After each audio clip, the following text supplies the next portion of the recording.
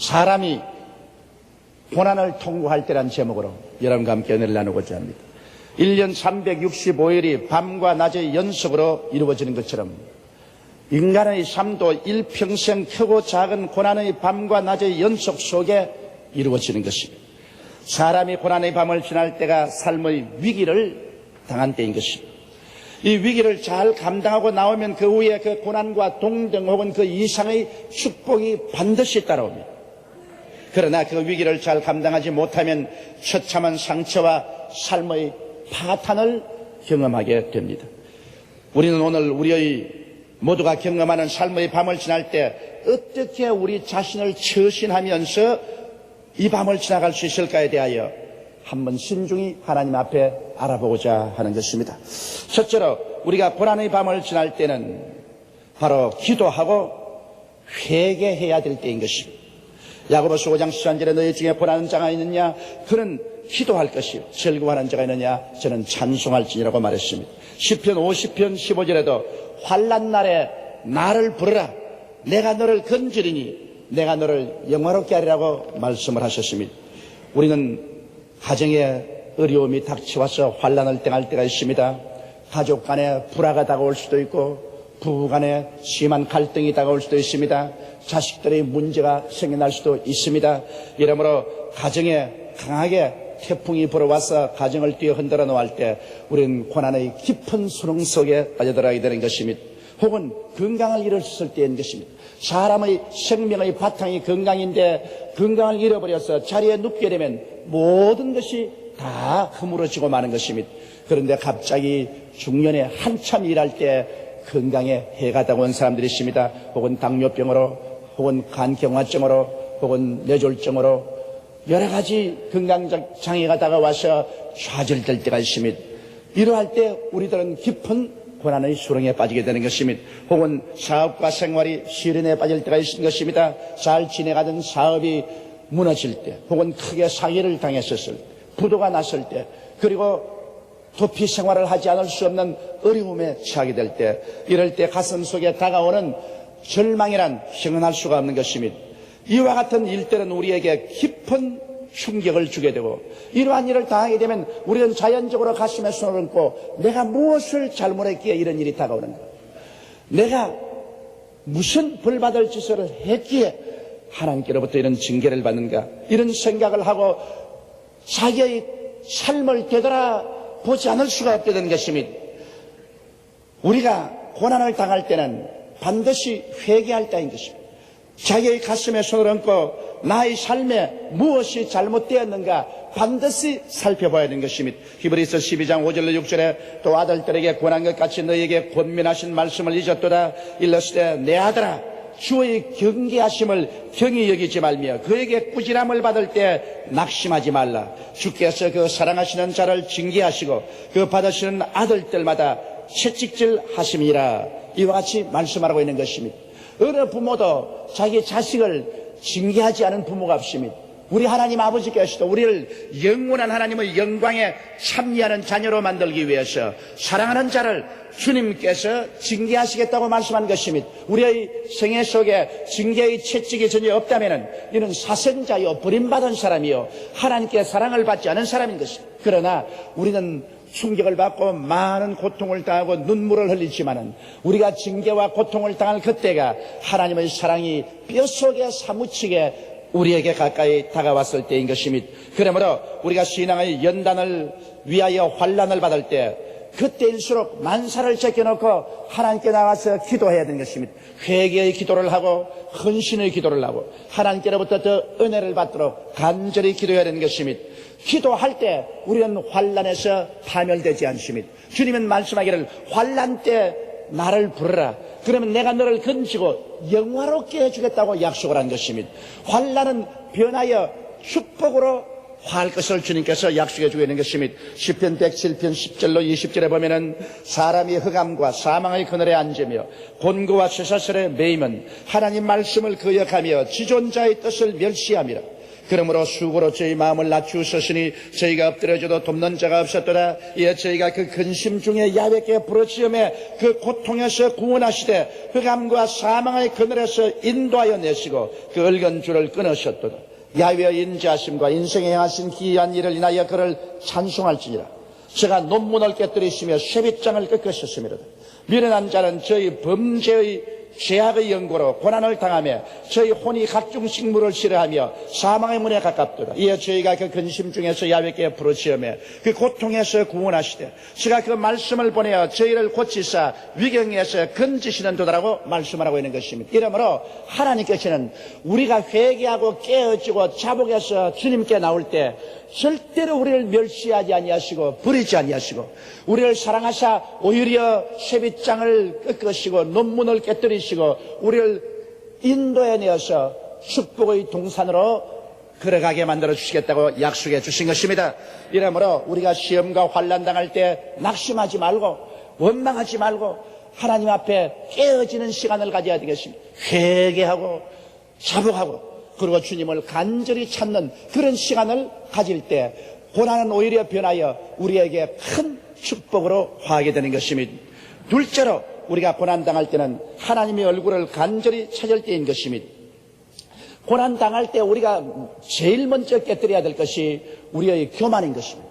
우리가 교만하기 때문에 결국 고난당하게 되는 것입니다. 큰 고난이나 작은 고난이나 인간의 교만과 직접적으로 연결되어 있는 것입니다. 왜냐하면 자기의 힘과 능력으로 삶의 짐을 지고 가겠다는 것을 교만이라고 합니다. 하나님을 전폭적으로 의지하고 하나님께 맡기지 아니하고 자기 중심으로 인본주의로 자기의 계획과 자기의 생각과 자기의 능력으로 인생을 살겠다는 그런 교만 때문에 고난이 다가와서 그 교만을 깨뜨리는 것입니다. 에레미야서 33장 3절에는 이를 행하는 야훼, 그 일을 지어 성취하는 야훼, 그 이름을 야훼라고 하는 자가 이같이 있노라. 너희는 내게 부르짖어라. 내가 내게 응답하겠고 크고 비밀한 일을 내게 보여주겠다고 말한 것입니다. 일은 야훼의 것입니다. 일을 만드시고 일을 행하시고 일을 성취하는 것은 야훼인 것입니다. 그러므로 여러분 삶의 주체가 내가 아니고 삶의 주체가 우리 주 예수님이신 것입니다. 나는 종의 자리에 낮아 있어야 되고 예수님께서 주인의 자리에 있어야 되는 것입니다. 예수님이 나의 삶의 주체로서 나를 통하여 살아주시는 것입니다. 그러므로 바울은 말씀하기를 내가 산 것은 내가 아니요 내 안에 그리스도께서 사신 것이라고 말한 것입니다. 오늘날 우리는 너무나 오랜 죄악 세상 가운데서 내가 나의 주인이 돼서 살았습니다. 그러므로 내가 주인의 행세를 하고 하나님을 나의 보좌로 불러들여서 하나님을 종으로 삼으려고 할 때가 많습니다. 모르는 사이에 우리 예수 믿는 사람도 다소 차이는 있지만은 이러한 교만한 마음이 들어와서 내가 나의 삶의 주인이 되고 내가 나의 인생의 주체가 되고 하나님을 객체로 밀어내고 필요할 때 부르짖어 도움을 구하는 보좌관으로 전락시킨 죄 때문에 고난을 당하게 되는 것입니다. 이러므로 고난 당할 때는 내가 깨어져야 되는 것입니다. 내가 회개하고 내가 주인의 자리에서 종의 자리로 내려앉아야 되는 것입니다. 주체의 삶에서 객체의 삶으로 내려앉아야 되는 것입니다. 하나님께서 나의 인생을 살아주시는 것입니다. 하나님께서 나의 가정을 운영해 주시는 것입니다. 하나님께서 나의 사업을 운영해 주시는 것입니다. 나의 삶 전체의 주인이 하나님이요 하나님께서 우리의 삶을 완전히 붙잡아서 운행하시는 것입니다. 그러므로 우리들은 하나님의 은혜로 인생을 살도록 변화되어야 되는 것입니다. 예수님께서 수고하고 무거운 짐진 자들은 다 내게로 오라고 말하셨습니다. 너희 혼자 수고하고 무거운 짐을 짊어지고 네가 인생의 주인이 되고 너가 주체가 되어서 방황하는 그런 어리석은 땀 흘리는 삶을 살지 말라. 수고하고 무거운 짐진 자는 마땅히 내게로 오라. 그리고 그 짐을 내게 내려놓아라. 인생의 삶의 주인 역할을 내게 내놓아라. 주체를 내게 내놓아라. 그러면 내가 너를 쉬게 하겠다고 말씀한 것입니다. 주님께서 내 멍에 밑으로 돌아오라고 말한 것입니다. 우리 주님은 멍에를 걸머지고 그 멍에를 통해서 무거운 짐들을 끌어가고 있는 것입니다. 우리 보고 멍에를 치라고 말하지 않으셨습니다. 너의 멍에를 치라고 말하지 않습니다. 멍에는 내 것이다. 내가 짐을 짊어지고 내가 끌고 가는 것이다. 너는 내 멍에 밑에 들어와서 나와 보조를 같이 하라고 말씀하는 것입니다. 주님의 멍에는 주님 목에 걸려있기 때문에 우리 목에는 걸리지 않습니다. 주님이 멍에를 메고 우리 인생의 짐을 주체적으로 끌고 가는데 우리는 그 밑에 들어가서 온유한 마음으로 순종하고 겸허한 마음으로 믿고 따라만 가면 우리는 땀 흘리지 아니하고 쉽고 가볍게 주님과 함께 인생을 살아가게 되는 것입니다. 이러므로 인생을 주님 앞에 주체권을 내놓는 이러한 일을 하기 위해서 주님께서 우리에게 심한 풍랑을 겪게 하는 것입니다. 교만하고 오만해서 자기의 실력으로 자기의 능력으로 자기 중심으로 인생을 살아가겠다고 내가 하고 나가는 사람에게 하나님께서 시험과 환난을 통해서 때리는 것입니다. 내가 뭐냐? 어찌 너가 인생이 너의 주체냐? 일은 나 것이요 모든 무거운 짐은 내가 걸머지는 것이다. 너는 은혜로 인생을 살아야지. 네가 땀 흘리면서 주체가 되어서 일하면서 살 수는 없다. 그러므로 내 멍에 속에 들어오너라. 너희 인간의 개인 주체적인 멍에를 부러뜨리라. 내 멍에 속에 들어오너라. 그래서 우리에게 다가오는 시험과 환난은 여러분 스스로 만들어서 목에 건 그 멍에를 깨뜨리기 위해서 주님이 시험과 환난을 보내시는 것입니다. 이것은 내 집이다. 이것은 내 사업이다. 이것은 내 가정이다. 이것은 나의 인생이다. 그것은 내가 만든 멍에입니다. 그 멍에를 내가 걸머쥐고 땀을 흘리며 끌어가야 되는 것입니다. 주님은 그 멍에를 꺾어버리기 위해서 나를 절망에 부딪히게 만들어주는 것입니다. 그리고 그 모든 짐을 내 멍에 밑으로 가져오너라. 내가 끌고 간다. 그리고 너는 나를 믿고 순종만 하고 따라오라. 이것이 바로 하나님께서 우리에게 주시는 메시지인 것입니다. 이러므로 시험과 환난 당할 때 나의 멍에가 꺾어지고 내가 교만하게 되는 이와 같은 삶을 갖게 되시기를 주의 이름으로 축원합니다. 셋째로 환난 당했을 때 내일에 대하여 긍정적인 꿈을 가져야만 하는 것입니다. 환난의 어두운 밤은 깊은 절망의 안개 속에 휩싸이게 하는 것입니다. 대개 우리가 환난을 당하면 그만 모든 인생을 포기하게 될 때가 많습니다. 쉽게 자기 인생을 포기하고 자살하려고 하는 사람들이 많습니다. 그러나 환난은 깊은 안개로서 우리를 휩싸놓지만은 그러나 삶이 가장 어두울 때 성령님의 계시를 받을 때인 것입니다.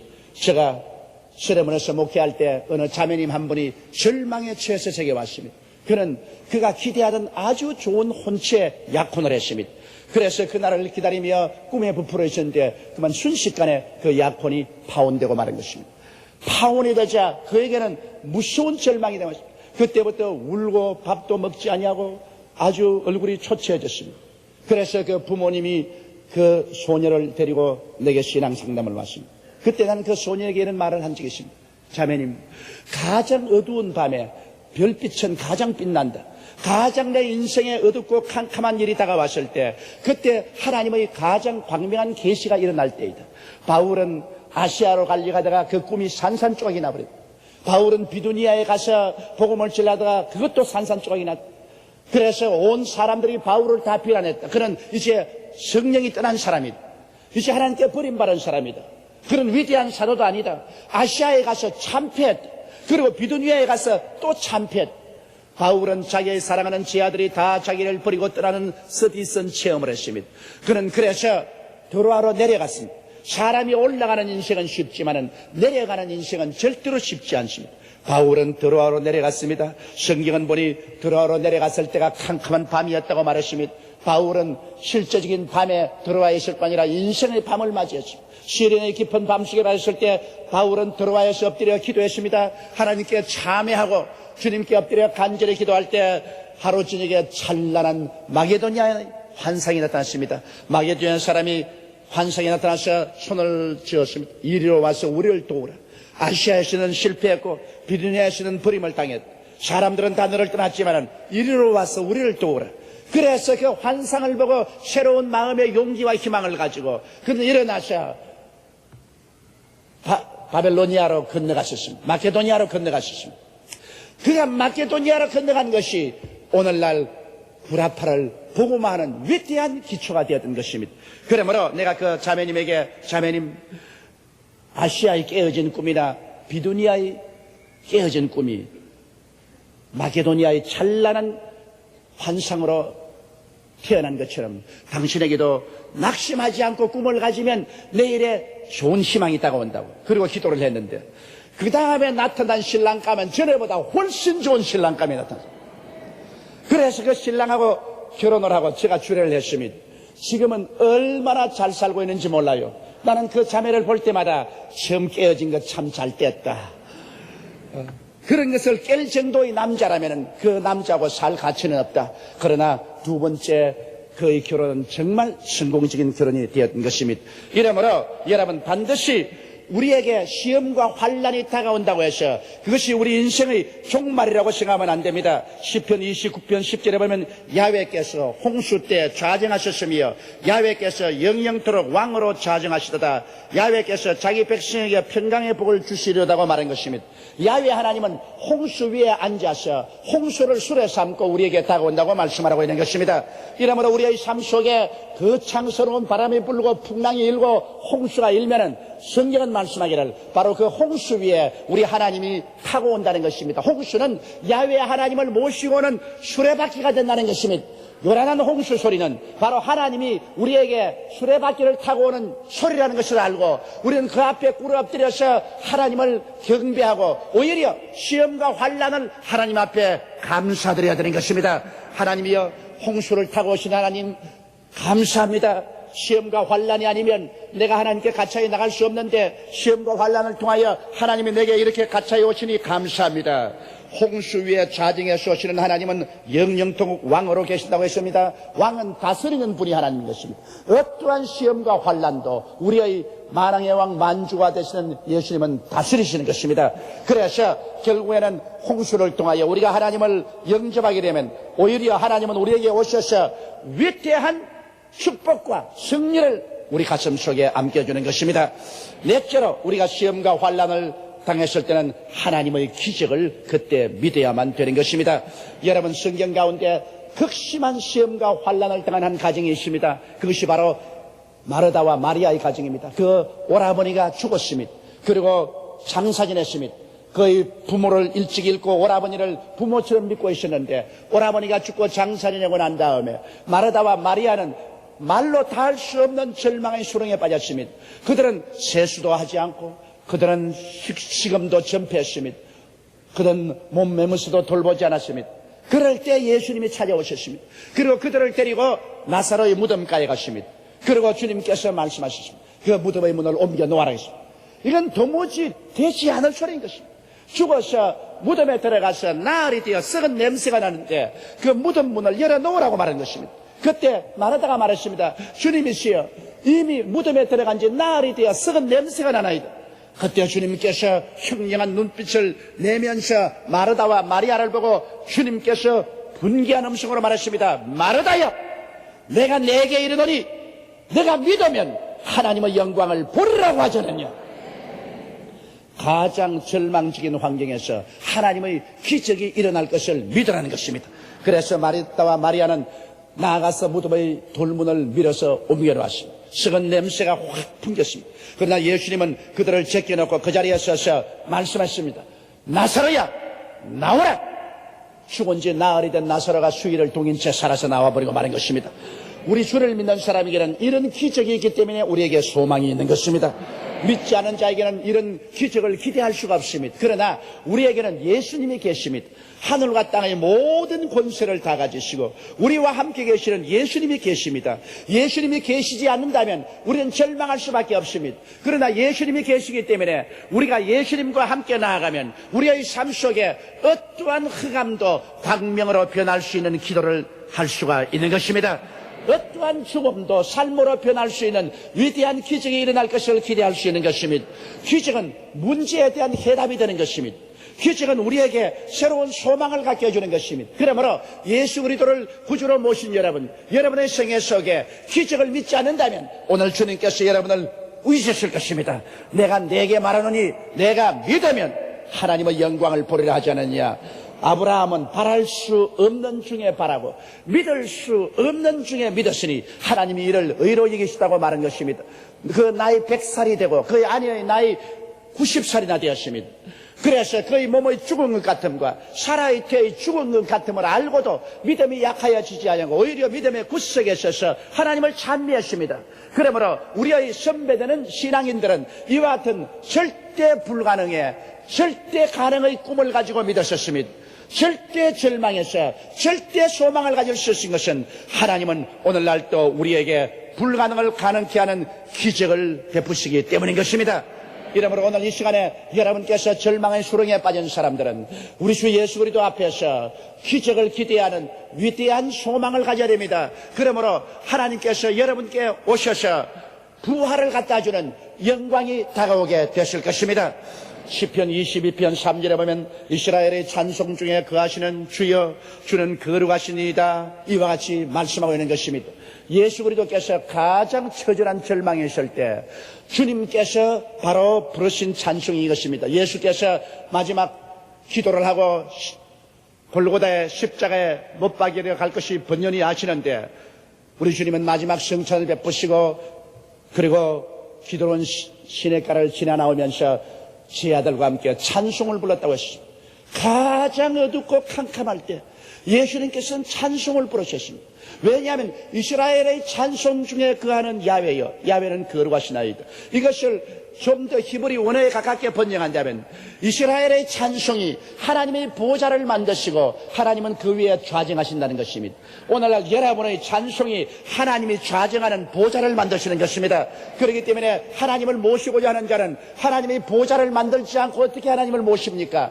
가장 어둡고 캄캄할 때 가장 하나님의 도움이 필요한 것입니다. 가장 하나님의 도움이 필요할 때 하나님의 보좌를 만들어야 돼요. 그러므로 그때 하나님께 찬양을 불러야지 원망과 탄식해서는 안 됩니다. 대개의 사람은 어둡고 캄캄할 때 자기를 원망하고 하나님을 원망하고 이웃을 원망하고 운명을 원망하고 탄식합니다. 이렇게 하면 하나님을 멀리 떠나게 되고 마귀를 가까이 하게 되고 도적질을 당하고 죽임을 당하고 멸망을 당하는 비극을 체험하게 되는 것입니다. 그러므로 우리는 밤이 어두울수록 더욱 하나님께 향해서 놀라운 능력으로 찬송을 계속해야 만드는 것입니다. 그러므로 찬송을 통해서 하나님이 임재하시는 것입니다. 바울과 실라가 빌립보 감옥에 갇혀서 가장 어둡고 캄캄했습니다. 그들은 얻어맞았고 온 덩어리가 다 터졌고 배는 고팠고 수족은 차고에 차였고 벌레는 기어올라오고 고통스러웠습니다. 그러나 밤중에 그들이 기도하고 난 다음에 바울과 실라는 철고랑을 철거덕 박자를 맞추면서 그들은 노래를 불렀습니다. 한밤중에 그들이 얼마나 진실하게 노래를 불렀던지 그곳은 죄수들이 시끄럽다 잠자는데 왜 야단이냐 하지 않고 모든 죄수가 잠에서 깨어나서 그 노래를 들었다고 말한 것입니다. 그들이 진심으로 간절한 마음으로 찬송을 불렀습니다. 그러자 그 찬송을 통하여 빌립보 감옥에 하나님이 임재했습니다. 왜냐하면 찬송은 하나님이 앉으시는 보좌인 것입니다. 그 찬송을 통하여 하나님이 빌립보 감옥에 맞아 빌립보 감옥 터가 내리 흔들리고 온 빌립보 시가 진동을 했습니다. 하나님이 강림하시는데 어떻게 진동하지 않겠습니까? 그러자 모든 차고가 다 풀려버리고 말한 것입니다. 천사들이 와서 풀어버렸습니다. 감옥문이 열려버리고 말한 것입니다. 그리고 간수장이 그때 놀라서 깨어져 회개하고 예수를 믿게 되고 빌립보에 하늘나라가 임하고 하나님의 교회가 설립될 수 있었던 것입니다. 이것은 가장 어둡고 캄캄할 때 가장 절망일 때 원망과 불평과 탄식을 해도 타당하고도 타당한 그 위치에서 그들은 하나님을 찬미했기 때문에 하나님의 기적이 그들에게 임하였던 것입니다. 그러므로 사랑하는 성도 여러분, 우리가 일생을 살면서 시험과 환난을 안 당할 수는 절대로 없습니다. 성경에 보니 저녁이 되고 아침이 되니 첫째 날이라. 하나님이 이 세상을 만들 때 밤이 먼저 오고 그 다음에는 낮 지옥에 섭리한 것입니다. 이것은 이미 심정한 것입니다. 여러분, 우리의 삶 속에도 저녁이 오면 반드시 아침이 오게 만들어 놓은 것입니다. 이러므로 우리의 인생은 항상 저녁이 오고 또 아침이 오고 또 저녁이 오고 또 아침이 옵니다. 이런 시련의 연속 가운데서 일생이 지나가는 것입니다. 그 시련은 반드시 우리를 파멸하기 위해서 다가오는 것은 아닙니다. 시련을 통하여 우리가 깨어지고 연단을 받고 더욱 주님 중심으로 서게 되고 그리스도의 형상을 담게 되고 우리의 신앙은 시련과 환난 속에서 성장하여 나중에 주님 앞에 서게 될 때 부끄럼 없고 영광스럽고 자랑스러운 하나님의 자녀가 되어서 주님 앞에 서게 되는 것입니다. 이러므로 시련과 환난 속에 있는 여러분, 오늘 이 시간에 좌절하지 말고 절망하지 말고 주님 앞에 나아가 뜨겁게 기도하는 여러분 되시기 바랍니다. 그리고 하나님의 얼굴을 간절히 찾아 모든 교만이 다 깨어지고 내가 인생의 주체가 된 것을 완전히 포기하고 종의 자리에 내려앉게 되시기를 바랍니다. 그리고 환난을 당했을 때 내일에 대하여 긍정적인 꿈을 가지고 하나님의 기적을 확실히 기대하며 영광의 감사와 찬송을 부르고 나가게 되시기를 바랍니다. 그럴 때 하늘이 진동하고 땅이 흔들릴 것입니다.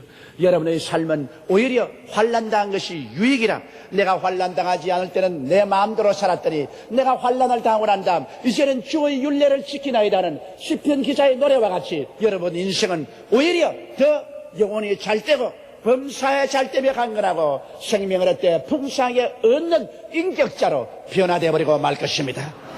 우리 다 같이 고개 숙여 기도드리겠습니다. 전능하시고 거룩하신 우리 아버지 하나님, 저녁이 오니 또 아침이 오더라고 말씀한 것처럼 내 아버지 하나님, 우리에게 언제나 저녁이 다가옵니다. 어두움이 다가오고 캄캄한 밤을 지날 때가 한두 번이 아닙니다. 하나님 아버지, 우리 과거 지사를 돌이켜볼지라도 언제나 캄캄한 밤은 오래 계속하지 않냐고 곧장 아침이 다가왔습니다. 하나님 우리 아버지여, 그러므로 오늘 이 시간에 밤을 지나는 우리들, 우리 마음을 깨뜨리고 이 시간에 깨어지고 회개하고 겸비하게 낮아지고 하나님 품에 깊이 안기는 기회가 되게 도와 주시옵소서. 내가 깨어지고 내가 죽을 때 주님이 내 속에 임금이 되시고 내 삶의 주체가 되시고 나 인생의 주인이 되시는 것을 알게 도와 주시옵소서. 하나님 아버지여, 우리 모두를 붙들어 주옵소서. 우리 모두가 하나님의 영광